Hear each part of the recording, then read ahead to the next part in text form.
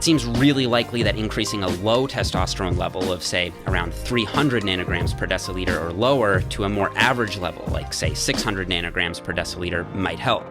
Boston and colleagues were able to show that even in the absence of weight training, increasing testosterone levels from 306 to 570 nanograms per deciliter across 20 weeks led to a pretty big increase in fat-free mass, as measured by hydrostatic weighing in DEXA, of about 3 kilograms, or about 6.5 pounds. So going from a hypogonadic level of 300 or less to a more normal range would almost certainly help. However, it's unclear whether or not going from a more middle of normal range to a more high end of normal range would do much. So since we've already debunked the idea that acute increases around the training session does much of anything, the next thing I wanted to figure out was if there are other ways I could increase my testosterone naturally. And since we're on the topic of training, it does seem that overtraining is a bad idea.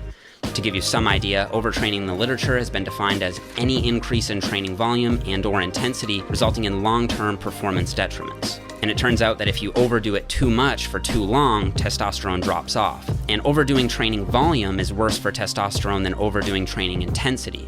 A study by Fry et al. Showed that doing 10 1-rep max squats every day for 2 weeks didn't change testosterone concentrations. However, multiple studies have found that large increases in volume reduces testosterone. And such is the case when combining weight training with endurance training. According to the most recent work by Jones et al., it seems that combining strength and endurance training in the same session 3 days per week for 6 weeks doesn't significantly decrease testosterone compared to strength training alone. However, this is in contrast to earlier research that did report a testosterone decrease when combining weights and cardio. So it seems that if you're simply doing too much training volume when combining the two, then physiological stress will increase to a point past which endocrine changes favor catabolism, namely a dip in testosterone and a spike in cortisol.